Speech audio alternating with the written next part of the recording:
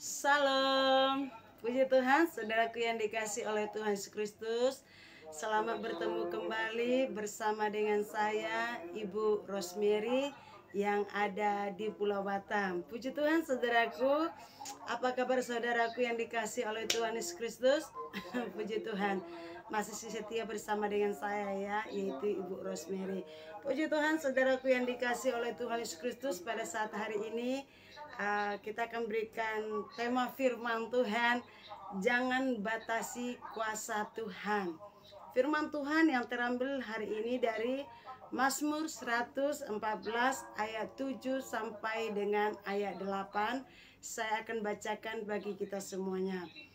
Gemetarlah hai bumi di hadapan Tuhan, di hadapan Allah Yakub, yang mengubah gunung batu menjadi kolam air dan batu yang keras menjadi mata air. Puji Tuhan, luar biasa firman Tuhan hari ini. Selangi saudaraku, gemetarlah hai bumi di hadapan Tuhan, di hadapan Allah Yakub, yang mengubah gunung batu menjadi kolam air dan batu yang keras menjadi mata air. Apa sih yang gak bisa diubahkan oleh Tuhan?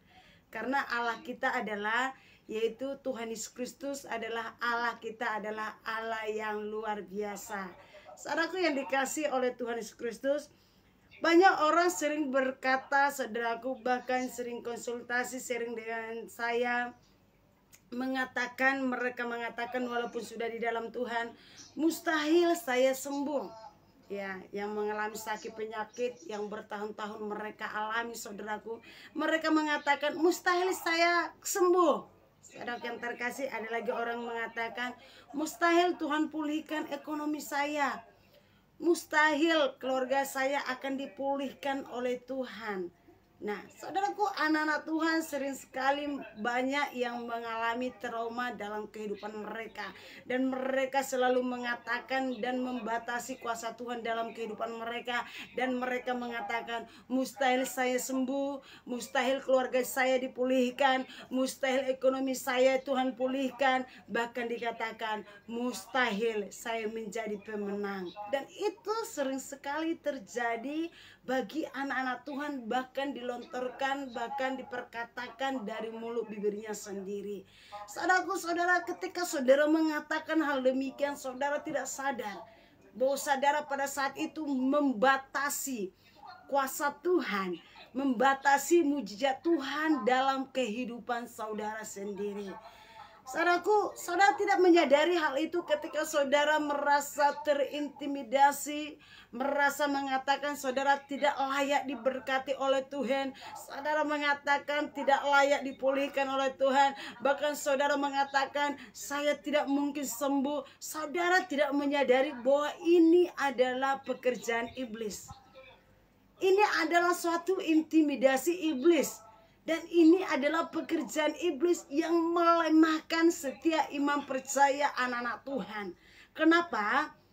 Karena kalau diintimidasi oleh kuasa kegelapan, yaitu iblis, saudara yang terkasih, maka ketika kita tidak percaya akan firman Tuhan, maka kita akan lemah di dalam Tuhan. Dan kita akan mengatakan juga, mustahil Tuhan menyembuhkan saya, mustahil Tuhan memulihkan keluarga saya, mustahil saya akan mendapatkan pekerjaan. Kenapa? Karena intimidasi iblis lebih besar bekerja di dalam hati, di dalam pikiran saudara.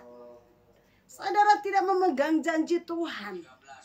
Ketika saudara tidak memegang janji Tuhan dalam kehidupan saudara, maka saudara akan semakin lemah iman. Dan saudara akan meninggalkan Tuhan dalam kehidupan saudara. Dan ini yang tidak disadari anak-anak Tuhan pada zaman ini. Lebih besar kekhawatiran, lebih besar, saudaraku yang terkasih, roh ketakutan di dalam diri mereka ketimbang pengharapan yang lebih besar di dalam Tuhan. Kenapa hal itu bisa terjadi? Kenapa intimidasi, ketakutan, tidak percayakan janji Tuhan lebih besar di dalam diri mereka sebagai anak Tuhan? Karena kurang meyakini firman Tuhan dalam hidupnya dan tidak mau belajar akan firman Tuhan dan selalu bersandar kepada pengertiannya sendiri saja.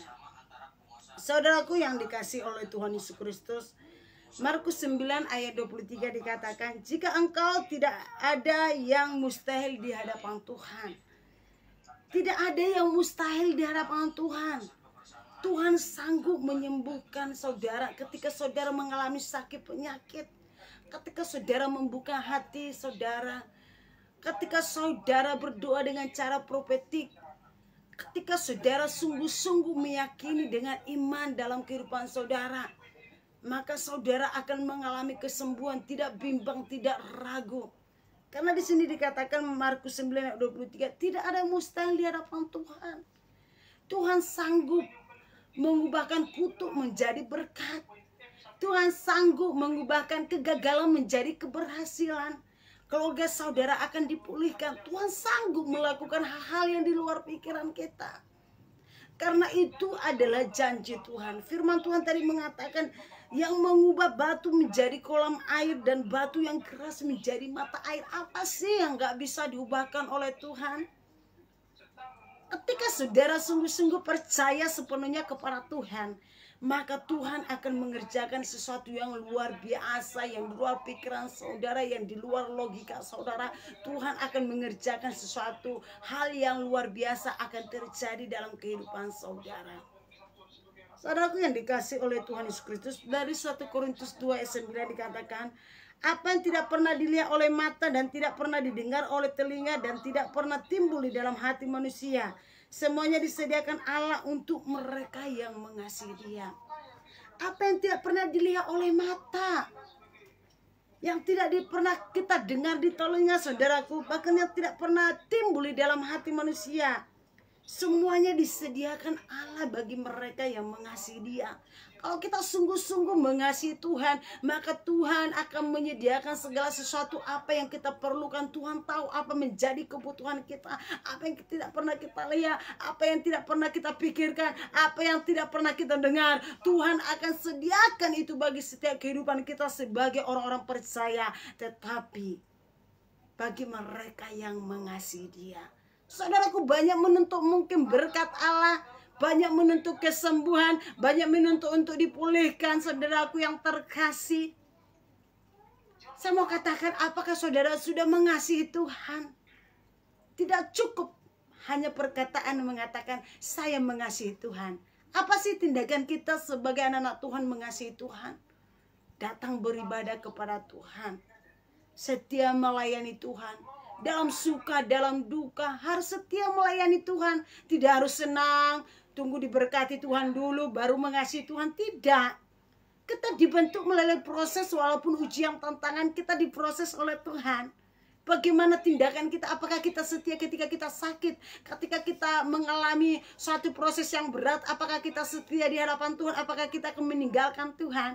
Tuhan mengatakan bagi orang yang mengasihi Dia, apa yang tidak pernah kita lihat, apa yang kita tidak pernah dengar, apa yang tidak kita pernah pikirkan, Tuhan akan sediakan itu bagi kita semuanya. Saudaraku yang dikasihi oleh Tuhan Yesus Kristus, saya sering mengalami hal-hal yang demikian. Ketika apa yang tidak saya pikirkan, Tuhan sediakan bagi saya, kebutuhan saya. Sering sekali saudaraku yang terkasih, saya membutuhkan uang saudaraku untuk pastori, untuk kebutuhan anak-anak rohani, untuk kebutuhan kami sehari-hari. Kadang saudaraku yang terkasih, saya hanya bisa saya katakan saya berdoa. Tapi sering saya itu kalau dikatakan di ATM BCA saya itu mungkin ya sisa hanya 50.000, sisa hanya 100.000, saudaraku yang terkasih. Dan saya tidak tahu saudaraku yang terkasih, bahwa ada orang lain yang mentransfer uang kepada saya. Saya hanya berdoa pagi-pagi subuh jam 3, jam 5 pagi. Saya hanya menyembah Tuhan, berdoa, belajar tetap setia. Diberkati atau tidak diberkati oleh Tuhan, saya tetap setia di dalam Tuhan. Tiba-tiba saudaraku yang terkasih, saya cek saudaraku ATM saya, masuk uang mau 1 juta, mau 2 juta, mau 3 juta, saudaraku yang terkasih. Tidak saya minta saudaraku, bahkan saya sendiri tidak tahu ada uang di rekening saya. Setelah 1 bulan dia menanyakan apa kabar saya PS, katanya kepada saya, apa kabar Bu Gembala? Baik dan luar biasa. Sebulan yang lalu saya transfer loh. dana untuk pastori, untuk kebutuhan gembala, kebutuhan saudara. Puji Tuhan. Sering sekali saudaraku, apa yang tidak pernah saya pikirkan, Tuhan sediakan kebutuhan-kebutuhan kami yang luar biasa. Saya tidak tahu, saya tidak meminta, hanya saya meminta kepada Tuhan. Ketika saya bangun pagi hari, saudaraku yang terkasih, sering saya saudaraku di WA, Bu Gem, saya transfer uang berkah untuk Ibu Gembala. Sering sekali ketika saya membuka WA saya bangun jam 6 pagi atau jam 5, ketika saya berdoa jam 3 pagi, saya bangun jam 6 lagi, saudaraku, saya tidur setelah berdoa, saya bangun lagi. Pas saya mau buka jam, saudaraku yang terkasih, di HP saya melihat saudaraku WA, Bu Gem, saya ada berkah untuk Ibu Gem. Luar biasa cara Tuhan. Bahkan itu anak-anak Tuhan yang di luar Pulau Batan yang saya layani, yang saya doakan. Anak-anak Tuhan, para pengusaha memberkati saya. Saya tidak kekurangan, bahkan berlimpah-limpah. Bahkan di masa pandemi sudah ada 5 orang WA saya, saudaraku yang terkasih. Bu Gem, ada beras, ada sembako untuk Bu Gem. Akhirnya saya buat lumbung-lumbung banyak itu di rumah di pastori. Karena anak rohani saya banyak, saudaraku. Tidak saya minta, tetapi di WA saya, saudaraku terkasih. Banyak lagi mujizat-mujizat Tuhan di dalam pelayanan yang saya alami. Tuhan menjanjikan berkat itu bukan hanya untuk pendeta, bukan hanya kepada hamba Tuhan, bukan hanya kepada pelayan-pelayan Tuhan, tetapi bagi setiap anak-anak Tuhan yang percaya kepada Tuhan, yang mengasihi Tuhan. Tuhan mengatakan, Tuhan menyediakan semuanya, tetapi bagi yang mengasihi Dia. Apakah saudara sudah mengasihi Tuhan? Tidak hanya perkataan manis di bibir saya mengasihi Tuhan, tetapi tidak pernah ibadah. Saya Kristen, tetapi tidak pernah ke gereja. Saya mau berkorban bagi Tuhan, tapi tidak pernah ngasih ucapan syukur atau perpuluhan, masih hitung-hitungan mengenai persembahan. Apalagi orang Batak, saya bukan menyinggung orang Batak, memang kenyataan banyak orang Batak kurang memberi untuk Tuhan. Saudaraku yang dikasih oleh Tuhan Yesus Kristus, mari kita belajar untuk bertobat. Belajar untuk mengasihi Tuhan, bertobat, saudaraku yang terkasih. Kita banyak menuntut mujizat, banyak menuntut ingin mengasihi Tuhan, tetapi hanya perkataan, tidak ada suatu tindakan yang benar di dalam Tuhan. Sama sekali saya mau katakan, saudaraku, sama sekali saudaraku tidak akan pernah mengalami mujizat Tuhan dalam kehidupan saudara. Karena jelas dikatakan 1 Korintus 2:9, saya ulangi, apa yang tidak pernah dilihat oleh mata dan tidak pernah didengar oleh telinga dan tidak pernah ditimbul di dalam hati manusia, semuanya disediakan Allah untuk mereka yang mengasihi Dia, hanya yang mengasihi Dia. Saudara boleh renungkan firman Tuhan hari ini. Jangan takut menghadapi apapun. Jangan takut menghadapi apapun. Masa pandemi ini jangan takut. Hidup dan mati ada di tangan Tuhan. Tapi jangan saudara katakan, saya nggak takut masa pandemi. Saudara begadang, saudara udah tahu sakit paru-paru, saudara tidak pakai masker. Ya harus berhemat juga. Kita jangan takut, tapi ikuti protokol yang dibuat pemerintah, bahkan di gereja. Jaga imun, jangan jaga kesehatan, jangan begadang. Ya, Tuhan mengatakan jangan takut untuk menghadapi apapun. Jangan takut. Masa pandemi, saudaraku, jangan takut. Yang penting saudara sungguh-sungguh di dalam Tuhan, lakukan kebenaran firman Tuhan. Yang perlu saudara takutkan saat ini adalah ketika saudara dipanggil oleh Tuhan, saudara belum selamat di dalam Tuhan. Banyak yang terpanggil, sedikit yang terpilih. Saudaraku, yang terdahulu bisa yang menjadi terbelakang. Hati-hati. Dulu melayani menggebu-gebu. Baru ada masalah, sudah jauh daripada Tuhan. Baru ada pembentukan di dalam gereja, sudah menjauh daripada Tuhan, meninggalkan Tuhan, tidak mau melayani Tuhan. Dulu menyala-nyala. Banyak yang saya temukan demikian, saudaraku. Dulu menyala-nyala melayani Tuhan. Ada masalah, ada tantangan, tinggalkan Tuhan. Makanya dikatakan, saudaraku, firman Tuhan, yang terdahulu bisa menjadi yang terbelakang. Apakah saudara akan menjadi orang-orang yang terdahulu, akan menjadi orang yang terbelakang? Kasihan saudaraku, kasihan. Saudaraku, firman Tuhan mengatakan jangan takut menghadapi apapun. Saudaraku berjuang. Dalam apa, dalam hal apa saudaraku berjuang? Berdoa, sungguh-sungguh di dalam Tuhan. Lakukan firman Tuhan, giat melayani Tuhan. Saudara seorang pelayan Tuhan, bantu gembala saudara. Saudaraku menjadi seorang jemaat. Dorong saudaraku yang terkasih, dukung. bantu pelayanan saudara di mana saudara berjemaat, saudaraku di gereja manapun. Bantu gembala saudara. Jangan menjatuhkan, jangan menjelek-jelekkan hamba Tuhan, tetapi berusaha selalu memberi yang terbaik bagi Tuhan. Berusaha saudaraku yang terbaik bagi Tuhan. Jangan goyah, jangan takut di dalam menghadapi proses apapun pada saat ini yang terjadi. Tapi orang-orang yang bimbang, orang-orang yang ragu akan firman Tuhan, mereka akan ragu akan janji Tuhan. Makanya dikatakan orang fasik ketika mereka ditiup angin, saudaraku, mereka seperti sekam yang ditiup angin. Itu adalah kehidupan orang fasik. Seolah-olah percaya firman Tuhan, sudah tahu A sampai C, sudah tahu Matius, Kejadian, sampai juga perjanjian baru, semua firman Tuhan sudah tahu, tapi tidak bisa melakukan firman Tuhan, tidak dilakukan firman Allah. Ketika ada masalah, saudaraku yang terkasih, mereka akan lenyap. Karena apa? Karena pondasinya, saudaraku, lemah. Ketika pondasi saudara kuat di dalam firman Allah, apapun tantangan, saudara akan semakin kuat di dalam Tuhan. Tetapi orang yang tidak benar di dalam Tuhan, ketika ada tantangan, mereka akan lenyap, mereka akan berlalu begitu saja, dan mereka akan meninggalkan Tuhan, dan mereka tidak akan setia di hadapan Tuhan. Kalau orang benar di dalam Tuhan, ketika ada masalah, mereka akan semakin kuat dan kokoh di dalam Tuhan. Kenapa? Karena ada pegangan firman Tuhan. Karena apa? Karena mereka sudah bertumbuh di dalam firman Allah. Jadi orang-orang yang belum bertumbuh, belum kuat pondasinya, apapun masalah tantangan dalam kehidupan mereka, mereka akan cepat meninggalkan Tuhan. Tetapi yang sudah dasar pondasinya kuat, apapun yang terjadi dalam kehidupan mereka ketika ada proses, maka mereka akan semakin kuat di dalam Tuhan. Ada perbedaannya, saudaraku. Yang mana saudaraku saat ini yang saudara alami, saudara simak firman Tuhan hari ini. Jangan membatasi kuasa Tuhan. Dengan logika saudara yang terkasih, kita terbatas. Tetapi tidak ada yang terlalu sukar di hadapan Tuhan. Tuhan dikatakan saudaraku, Tuhan sanggup mengubahkan air menjadi anggur. Tuhan sanggup membangkitkan Lazarus yang sudah mati 4 hari. Tuhan juga sanggup membangkitkan orang mati. Luar biasa, itu zaman dulu. Itu tahun 2000 yang lalu, itu dulu. Tidak ada di dalam Tuhan Yesus hari ini dan yang dulu-dulu, tidak ada, saudaraku, perubahan. Dahulu dan sekarang sama, saudaraku yang terkasih. Sekarang iman saudara.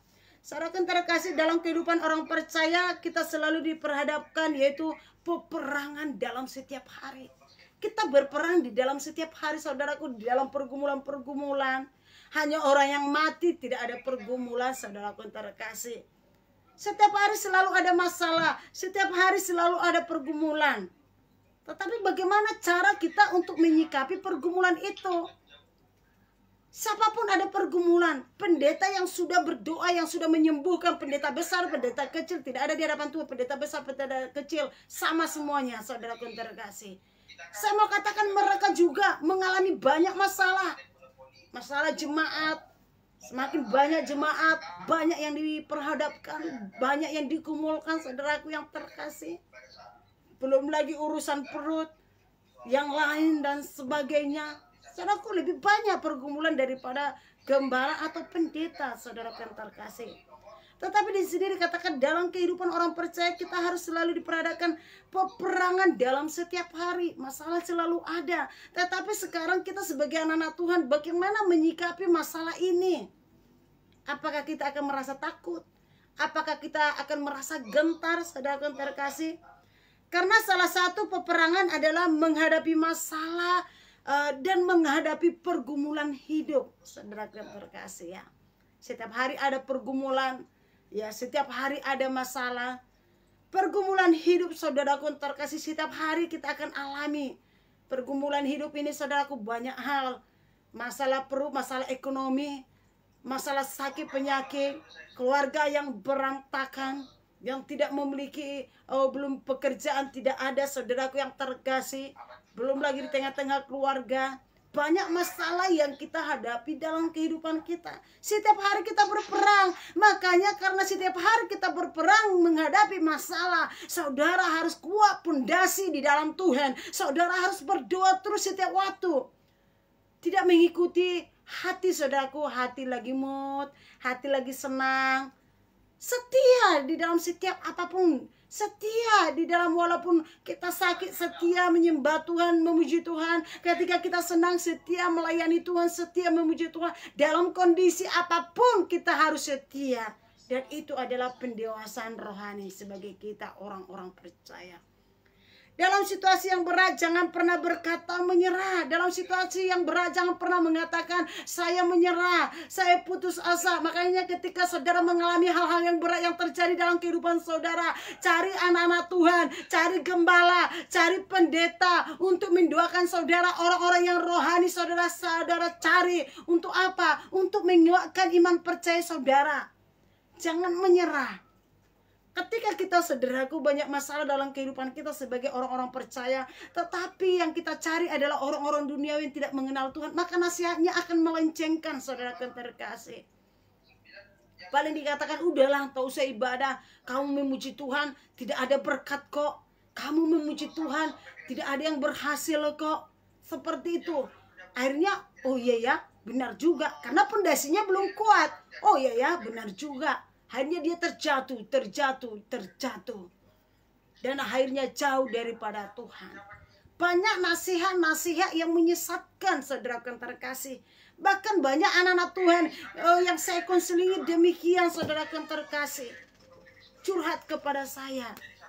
Saudaraku, kalau masih hal itu yang terjadi dalam kehidupan kita, kita cepat menyerah. Saya mau katakan saudara kurang doa. Kalau saudara kurang intim bersekutu di hadapan Tuhan. Orang yang intim, orang yang kuat bersekutu dan berdoa setiap waktu di dalam Tuhan. Ketika ada masalah pun dia tidak akan pernah menyerah. Karena apa? Karena ada Bapa, ada Yesus di dalam hatinya. Ketika dia ada masalah, dia akan datang kepada Tuhan menangis. Ketika dia berlutut di hadapan Tuhan, percayalah. Ada kekuatan, ada mujizat yang dialami setiap orang-orang percaya.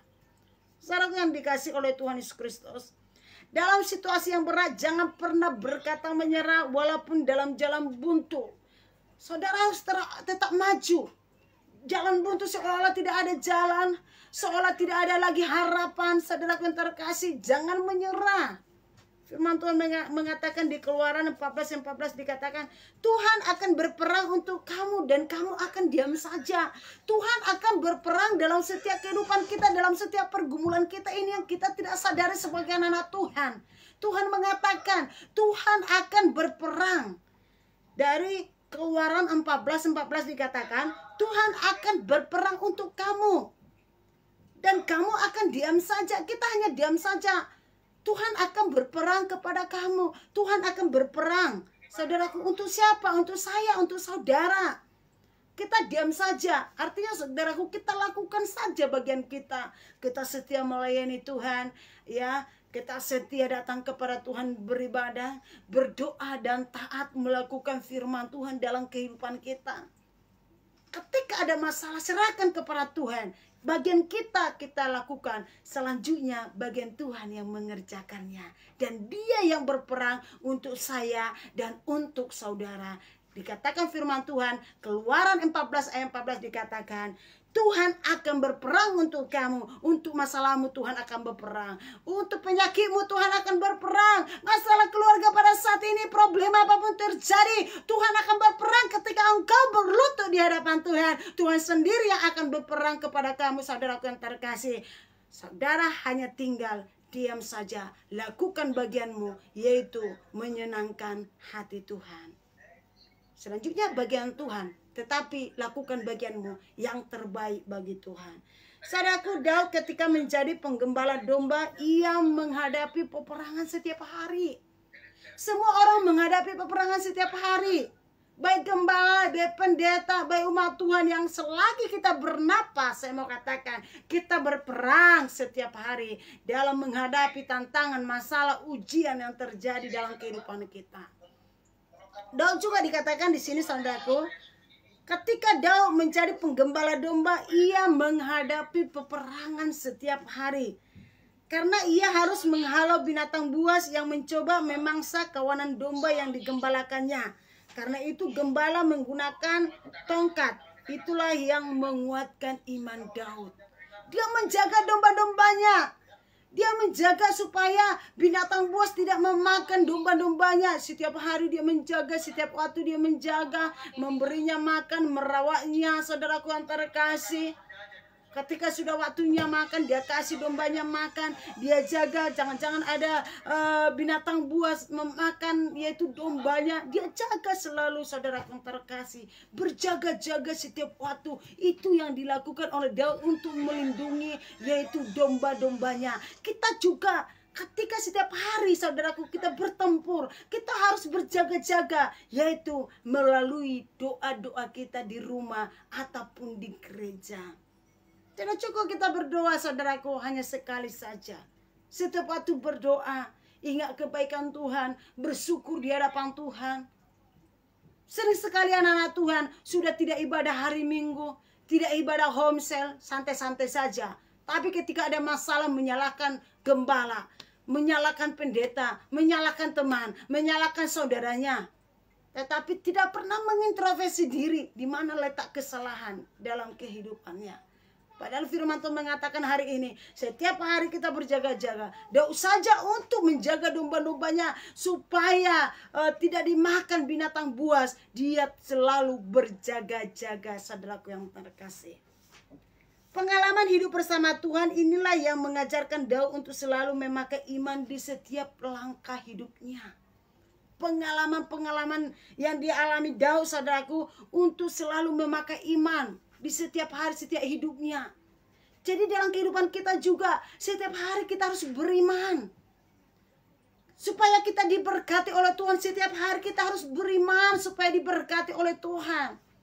Kalau saya saksikan, saudaraku yang dikasih oleh Tuhan Yesus Kristus, apalagi kalau di Pulau Batam ini banyak jemaat yang keluar masuk, sedikit tersinggung kok pendeta, keluar masuk, susah untuk diarahkan karena begitu banyaknya gereja.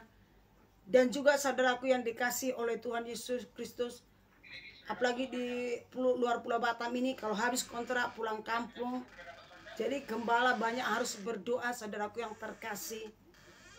Saya selalu mengatakan kepada jemaat saya, saudaraku yang dikasih oleh Tuhan Yesus Kristus, belajar tetap berjuang setiap hari di dalam Tuhan. Ketika kita belajar, saudaraku, berjuang di dalam Tuhan, kita akan diberkati oleh Tuhan. Saudaraku yang dikasih oleh Tuhan Yesus Kristus, suami saya sambil mengajar, saudaraku, guru agama. Tapi saya juga kadang-kadang mau juga mengajar sekolah Alkitab, tapi sekarang tidak lagi. Banyak yang meminta saya mengajar. Bahkan ada pemikiran saya mau bekerja sampingan. Bahkan ada teman-teman anak Tuhan mengingat saya untuk marketing perumahan. Saya ikuti saudaraku, tapi saya tinggalkan. Suami saya mengatakan kamu harus full timer berdoa. Ketika kamu full timer, percayalah gaji kamu lebih besar daripada saya. Benar saudaraku. Saya hanya setia melayani Tuhan, berdoa, berjuang dan berdoa. Puji Tuhan, luar biasa cara Tuhan memberkati saya. 4 kapling gereja boleh terbangun. Jemaat saya hanya 30 jiwa, saudaraku yang terkasih. Ketika bertambah, ada yang pulang kampung, seperti itu. Anak-anak saya cuma 150 jiwa. Semenjak COVID, saudaraku yang terkasih, berkurang, saudaraku yang terkasih. Karena ada yang takut untuk datang beribadah. Tapi saya sedikit pun tidak takut. Ketika COVID, saudaraku, beberapa tahun ini, Tuhan pelihara kami, berkahnya berlimpah-limpah, saudaraku yang terkasih. Bahkan di dalam pembangunan gereja, saya hanya berdoa. Ya, saya utarakan kepada jemaat, paling mampunya ya 1 sak semen, itu udah puji Tuhan. Ya.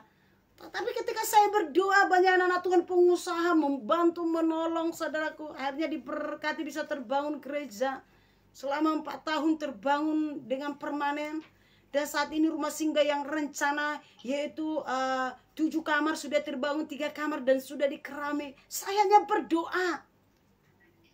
Ketika saya membeli rumah, saudaraku, saya tidak tinggal di pastori, saya beli rumah 2 tahun. Tuhan tolong saudaraku yang terkasih bisa lunas 2 tahun, saudaraku yang terkasih. Semua adalah hanya karena mujizat Tuhan. Saya hanya melayani Tuhan full timer. Dan suami saya hanya mengajar. Cukup bisa dikatakan untuk di rumah saja. Tetapi ketika saya setia bergumul, berdoa, saya lakukan bagian saya. Bagian Tuhan, Tuhan kerjakan dalam kehidupan saya. Dan Tuhan cukupkan kebutuhan saya dengan luar biasa. Karena Tuhan kita itu adalah Allah yang kaya. Seperti firman Tuhan tadi, saudaraku. Lazarus bisa yang mati dibangkitkan selama 4 hari. Saudaraku sudah mati tapi dibangkitkan kembali. Ya, Tuhan juga sanggup mengubahkan air menjadi anggur. Yang tadi kita mengalami sakit penyakit, Tuhan bisa mengubahkan menjadi kesembuhan. Yang tadi ekonomi kita lemah, ekonomi kita susah dalam kehidupan kita, kita akan diberkati oleh Tuhan. Setiap orang-orang percaya, setiap orang-orang benar di dalam Tuhan, saudaraku, saya mau katakan, pasti akan naik level dalam berkat-berkat Tuhan secara jasmani. Kalau saudaraku tidak pernah diberkati oleh Tuhan kehidupannya di dalam kutuk kemiskinan, saudaraku, berarti saudara belum sungguh-sungguh di dalam Tuhan. Saudara juga tidak mau berkorban untuk pekerjaan Tuhan. Mama saya, saudaraku yang terkasih, hanya guru, yaitu mama saya sendiri. Saya seorang hamba Tuhan. Dia cinta melayani Tuhan. Dia berdoa, dia menyupok gembala. Kami keluarga broken home. Bapak saya umur 5 tahun kami sudah ditinggalkan. Mama saya hanya adalah seorang guru. Dia berjuang untuk menafkahi kami seorang diri, saudaraku yang terkasih. Tapi puji Tuhan kami semua menjadi pendeta. Semua saudaraku, abang saya, saudara saya, ada yang STH, MTH, bahkan dokter, saudaraku yang terkasih. Pendidikan yang tinggi, masa depan yang luar biasa. Itu karena apa? Doa daripada mama saya sendiri. Kalau dipikir seorang sendiri dia ditinggalkan oleh suaminya, selingkuh, dan dia hanya seorang diri membesarkan anaknya, bagaimana mencukupkan kehidupannya? Karena saya melihat mama saya cinta Tuhan. Setiap dia mendapatkan berkat, dia memberikan perpuluhan, ucapan syukur, bahkan tidak pernah pindah-pindah gereja. Dia setia di gereja itu melayani Tuhan, tidak pernah menjelek-jelekan gembala. Dia tetap setia di dalam Tuhan. Bahkan dia juga ibadah, tetap setia ibadah apapun dimanapun. Mama saya ini selalu ikut dan hasilnya buahnya. Seperti firman Tuhan mengatakan, anak cucumu akan diberkati. Kalau dipikirkan dia sendiri untuk mencukupkan kebutuhan kami 7 orang anaknya, saudaraku. Tapi bisa semuanya MTH, bahkan dokter, saudaraku. Tidak ada yang berpendidikan rendah. Semuanya sarjana, saudaraku yang terkasih. Dan beberapa tahun lalu mama saya meninggal. Dan dia adalah menjadi seorang ibu idola bagi setiap kami. Karena doanya kami berhasil anak-anaknya menjadi hamba Tuhan. Bagaimana kehidupan saudara sebagai anak-anak Tuhan? Apakah kerja saudara hanya mengujak pendeta? Apakah kehidupan saudara hanya menjelek-jelekan pendeta, baru dikasih cuma 2.000 untuk gereja sudah menjelek-jelekan pendeta? Saudara ubah cara berpikir saudara di dalam Tuhan. Ketika saudara mengasihi Tuhan, dukung gembala saudara melayani Tuhan. Ketika saudara mengeluh di dalam kemiskinan, ketika saudara mengeluh di dalam sakit penyakit, tidak ada perubahan di dalam keluarga saudara. Saudara bertanya, introspeksi, apa yang salah di dalam kehidupan keluarga saudara? Saudara ingin dipulihkan. Saudara bertobat, perbaharui kehidupan saudara. Janji Tuhan, saudaraku, apa yang tidak pernah kita dengar Tuhan sediakan. Apa yang kita tidak pernah lihat, Tuhan akan memberikan sesuatu yang luar biasa dalam kehidupan kita. Tetapi bagi dia yang mengasihi Tuhan Yesus sendiri. Apakah saudara sudah mengasihi Tuhan? Saudara buktikan tidak hanya perkataan, tetapi perbuatan. Dan itu yang dilakukan oleh daripada Daud sendiri, saudaraku. Pengalaman hidup bersama Tuhan inilah yang mengajarkan Daud untuk selalu memakai iman di setiap langkah hidupnya. Keputusasaan juga dialami oleh bangsa Yehuda pada zaman Nabi Nehemia, saudaraku yang terkasih ya. Kita mau belajar hari ini bagaimana tentang Nabi Nehemia, saudaraku. Dan keputusasaan juga dialami oleh bangsa Yehuda. Pada saat itu, saudaraku yang terkasih, pada zaman Nabi Nehemia, ketika mereka melihat tembok Yerusalem menjadi reruntuhan, saudaraku yang terkasih, mereka putus asa karena tidak sanggup lagi membangun tembok Yerusalem yang runtuh karena mereka menghadapi tantangan, tekanan, saudaraku ya. Tekanan mereka terlalu besar, saudaraku yang terkasih. Mereka pada saat itu, saudaraku, ingin membangun tembok ini kembali, saudaraku yang terkasih. Mereka kekurangan tenaga, ya saudaraku ya. Mereka mengalami tantangan. Mereka mengalami tekanan dalam kehidupan mereka, ingin membangun kembali tembok ini, saudaraku yang terkasih. Tetapi walaupun demikian, Nabi Nehemia, saudaraku, tidak pernah putus asa. Dia tetap disiplin, dia tetap kuat, bahkan dia tetap semangat di dalam Tuhan. Banyak melecehkan, bahkan mencemooh musuh dan menjatuhkan. Banyak yang mencemooh, banyak yang menjatuhkan. Mungkin pada saat kita mengalami suatu masalah, tantangan dalam kehidupan kita, banyak orang menjatuhkan kita, banyak orang melecehkan kita, banyak orang meremehkan keadaan kita. Tapi percayalah, ketika kita setia di dalam Tuhan, suatu saat Tuhan akan mengangkat kehidupan kita, bahkan akan memulihkan kehidupan kita tepat pada waktunya. Karena setiap doa yang ditabur tidak akan pernah pulang dengan sia-sia. Jadi setiap doa yang saudara tabur tidak akan pernah pulang dengan sia-sia, akan menghasilkan buah tepat pada waktunya. Dan itu yang dialami oleh Nabi Nehemia ketika membangun tembok, saudaraku. Nehemia 4:2 dikatakan, tak sanggup membangun tembok, mereka berputus asa. Ketika mereka tidak sanggup membangun tembok, mereka berputus asa. Tetapi mereka membangun kembali tembok Yerusalem yang reruntuhan adalah pekerjaan yang berat. Kalau mereka membangun kembali, saudaraku, tembok ini adalah pekerjaan yang berat, melelahkan, dan juga membuat putus asa, kurang bergairah, dan kurang bersemangat. Tetapi walaupun demikian, saudaraku yang terkasih, Nehemia tetap berusaha memberikan yang terbaik. Dan dia, saudaraku yang terkasih, berusaha membuat sesuatu yang luar biasa di hadapan Tuhan. Dan dia sanggup membangun tembok itu kembali. Luar biasa, saudaraku. Mungkin saudaraku yang dikasih oleh Tuhan Yesus Kristus, saat ini saudara pernah putus asa, seperti yang dialami oleh Nabi Nehemia, saudaraku yang terkasih, ketika tembok-tembok sudah runtuh, orang lain banyak, saudaraku, musuhnya banyak berusaha menjatuhkan, melecehkan, tetapi dengan semangat mereka, akhirnya bisa kembali, tembok itu terbangun, saudaraku yang terkasih. Sama katakan, saudaraku, mungkin saat ini saudara putus asa karena tembok-tembok dalam kehidupan saudara sudah telah runtuh, mungkin sudah puing-puing, saudaraku yang terkasih, dan menjadi puing-puing. Jangan biarkan keputusasaan itu menghancurkan kehidupan saudara.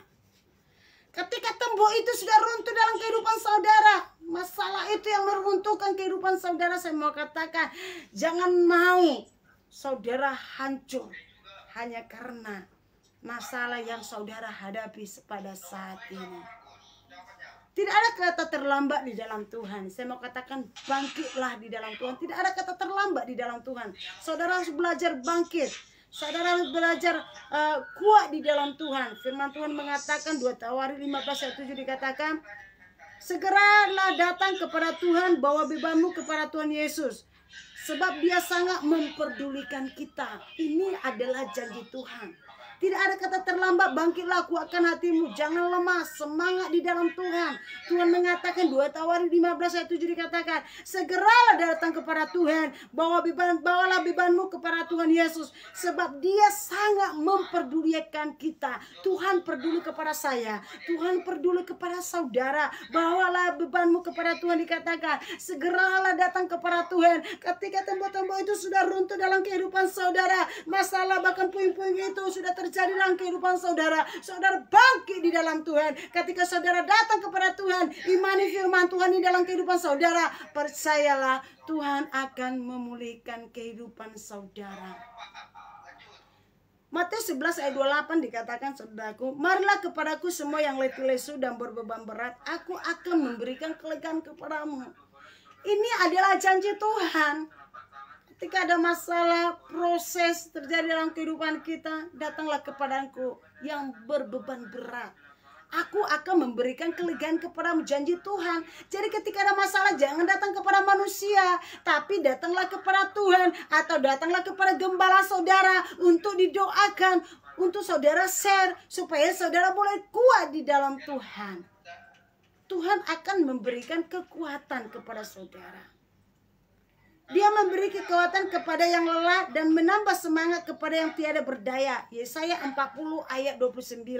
Dikatakan dia memberi kekuatan kepada yang lelah. Saat ini kita lelah dalam kehidupan, dalam kondisi, dalam rumah tangga, di dalam ekonomi, lelah menghadapi sakit penyakit. Tuhan mengatakan, datanglah kepadaku. Dia akan memberikan kekuatan. Di sini dikatakan akan menambah semangat kepada orang yang tidak berdaya. Ketika kita datang kepada Tuhan, maka Tuhan akan memberikan semangat yang baru dalam kehidupan kita. Makanya saudaraku, jaga ibadah saudara benar-benar di hadapan Tuhan, bersekutu benar-benar di hadapan Tuhan. Kesimpulannya saudaraku, saya mau katakan firman Tuhan hari ini, bahwa tembok yang runtuh bisa dibangun prosesnya selama 52 hari yang dilakukan oleh Nabi Nehemia. Luar biasa. Jadi saudaraku, masalah yang kita hadapi, tembok-tembok yang runtuh dalam kehidupan kita, Tuhan bisa perbaiki secepat mungkin kalau Tuhan yang berkarya dalam kehidupan kita. Sikap yang kita patut contoh dari Nabi Nehemia yaitu berani, tegas menghadapi masalah. Banyak menjatuhkan dia, tadi saya katakan. Banyak musuh-musuhnya, tetapi dia tetap maju di dalam Tuhan. Hidup kita yang hancur bisa dibangun lagi. Seperti tembok-tembok yang tadi saya katakan sudah roboh, tetapi bisa dibangun kembali. Begitu juga kehidupan kita. Mungkin saudara pemuda-pemuda pada saat ini sudah hancur kehidupannya. Tuhan bisa memulihkan.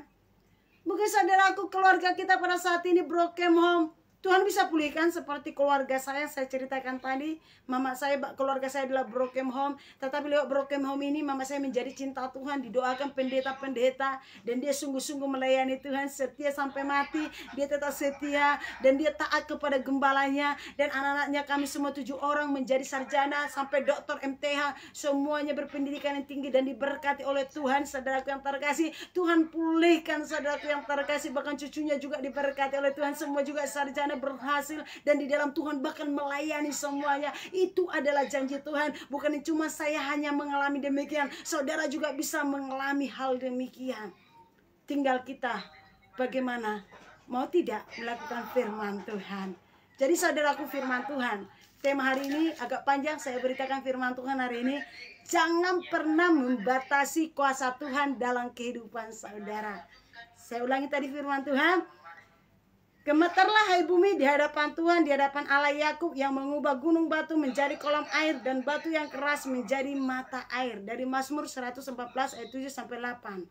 Artinya saudaraku, Tuhan mengatakan bisa mengubah gunung batu menjadi kolam air dan batu yang keras bisa menjadi Tuhan ubahkan menjadi mata air. Jadi apa yang tidak mustahil bagi Tuhan saudaraku? Semua Tuhan bisa kerjakan dalam kehidupan kita. Tinggal bagaimana kita, tinggal bagaimana hati kita, apakah sungguh-sungguh di dalam Tuhan.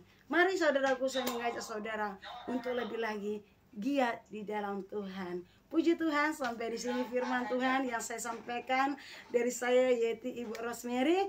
Dan terima kasih yang sudah mengikuti saya selalu. Dan juga saya ucapkan terima kasih juga buat saudara-saudara dimanapun berada yang sudah memberkati pembangunan rumah singgah yang saat ini saya bangun untuk menampung jiwa-jiwa yang terhilang, yang tidak ada tempat tinggal. Saat ini sudah 3 kamar dan sudah di keramik, dan juga rencana 7 kamar dan tinggal 4 kamar lagi. Dukung kami, bagi saudara yang ingin mendukung, silakan boleh membantu pembangunan ini. Dan yang sudah membantu, terima kasih, dan Tuhan kembalikan setiap berkat-berkat taburannya. Puji Tuhan saudaraku, Tuhan Yesus memberkati, dan mari kita berdoa.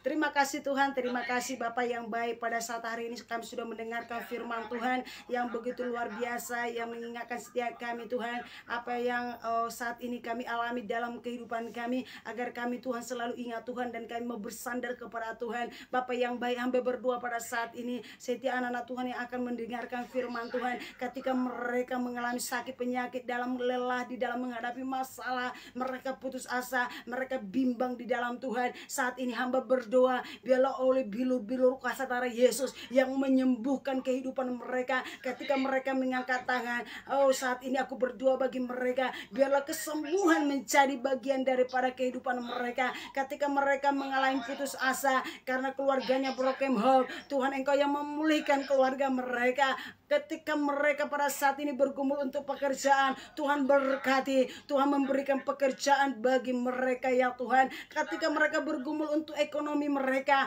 yang saat ini jatuh karena oh Tuhan masa pandemi, Tuhan yang pulihkan ekonomi mereka. Karena kami percaya padang gurun yang kering, Engkau bisa memunculkan mata air. Kami percaya setiap anak-anak Tuhan mengalami padang gurun, Engkau akan mengubahkan hal itu ya Bapa yang baik menjadi berkat bagi setiap anak-anak Tuhan. Mereka akan mengalami keberkatan, mereka akan mengalami kelepasan dalam kehidupan mereka.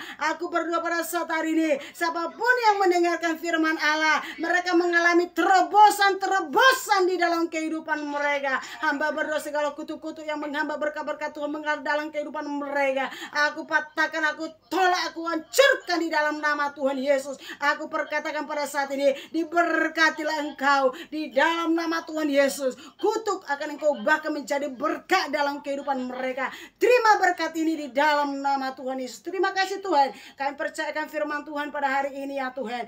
Oh, berlakulah bagi setiap anak-anak Tuhan, karena kami percaya kami di bumi akan terikat di sorga. Perluas daerah kami menyembang ke kiri dan ke kanan. Siapapun yang mendengarkan firman Tuhan ini akan diberkati engkau di dalam nama Tuhan Yesus. Haleluya, haleluya, amin. Puji Tuhan, saudaraku yang dikasih oleh Tuhan Yesus Kristus. Sampai di sini firman Tuhan yang saya sampaikan hari ini bersama dengan saya Ibu Rosemary. Tetap jaga kesehatan dan jaga imun, dan saya doakan saudaraku, saudara diberkati oleh Tuhan selalu. Puji Tuhan, Tuhan Yesus memberkati.